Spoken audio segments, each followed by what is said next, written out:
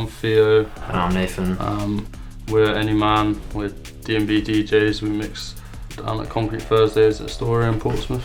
So for the amount of time we've been DJing, I'd say probably about like 2 years, maybe a bit longer. So we started in like first year of uni and then pretty much been doing it every day since really. Like first year I'd pretty much go around Theo's like every day. Well, my flat was like right near lectures and we're on the same course. Yeah. So we'd go to lecture or just tap in at lecture. Leave early and go back to mine and mix instead and do that kind of every day of the week. Had the priority straight. Probably got into jump up like first when I went to Bristol, like right at the start of first year, like I went to a rave and there's like all jump up there.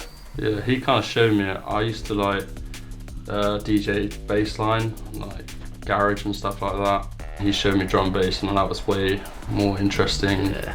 I'd say I think there's a lot more goes into making it than other genres, other electronic dance music genres like house and bassline. Yeah, just because it's so much faster. Yeah. Like, it's the fastest like, of most of like the mainstream dance music. So I think gaming helped me a lot with just like the core skills of just being able to press everything in time, which is kind of like what music or like DJing is. It's just really kind timing based. Yeah, pressing all the buttons in time.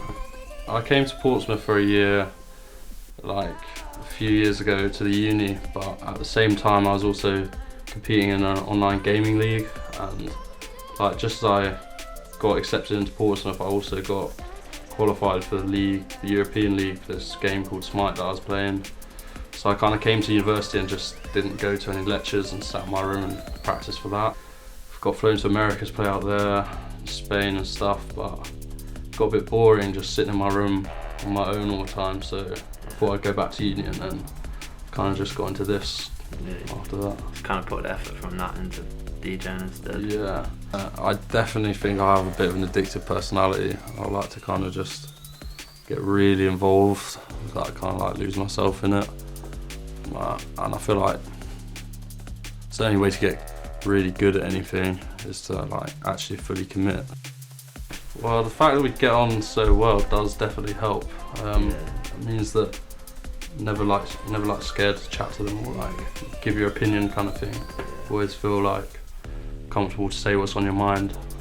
No, I wouldn't say we've had any disputes really. Nah, not a single one. I think I literally know her, so pretty relaxed. Yeah. We're just kind of. I don't really see there's a need for it, to be honest. Yeah, exactly. We're not really like competing. Nah, like we're working together, like towards the same like goal at the end of the day. So I think it's always worth having a second opinion on something. Yeah, exactly.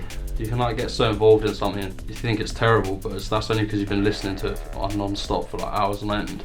And if you show it to someone like else, then they can be like, oh, that's actually good, but might need this to help it. So you can like send it across to the other person and like get a second opinion on it. Like they can help you like improve on it as well. Like not just looking at it yourself. So you get like more than one point of view. Because when we started, we only had like Ableton on my laptop, so we could go back to my flat and like produce on it. But then we kind of like found out you could put it on 2 computers, and then we kind of put it on each. So now we kind of like produce separately and just send each other ideas. Yeah, like we're always sending things back and forward, like always improving on it. So that's good.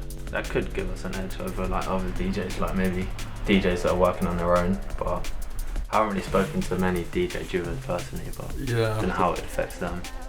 Like, there isn't as many, definitely isn't as many. Like a lot of people kind of just do it on their own. So yeah, I definitely prefer working in a duo personally. Yeah, I feel like we definitely have an advantage over solo acts.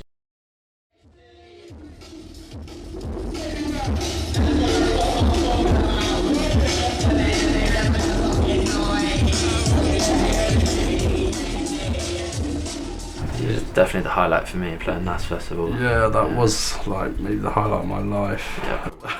Yeah, I remember saying like after we'd done it, it was like one of the best days of my life. Like we couldn't really top it. Like there's easily like 500 plus people come to see us, and I didn't expect a crowd as big as that.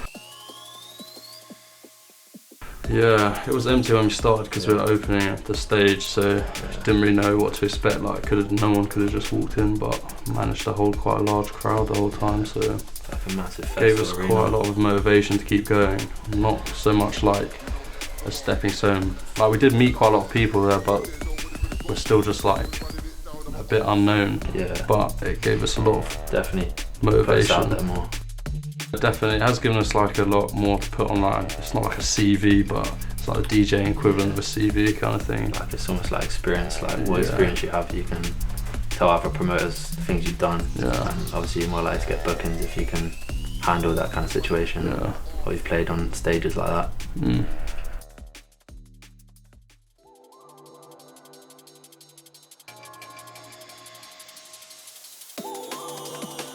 So 9 o'clock I came around here, obviously with Theo, was like practicing and mixing, had a few beers and stuff, and then I think we had to concrete, we got there about 10:30, 11 o'clock, and then we just sort of like chilled inside there for a bit, just got used to the surroundings, I guess, like meet everyone, see all my mates who we see every week, and then our set was at 11, I think it was. 11 till 12, which was the one before K9. Is that wrong? What time are we? 12:15. 12:15. No, we're at 12:15 till 1 with one of our mates, Dan Plowman, and we were like back to back on set with him. Having a couple of drinks before we play our sets just like relieves a bit of pressure, just makes everything more relaxed. It just makes me enjoy everything a bit better.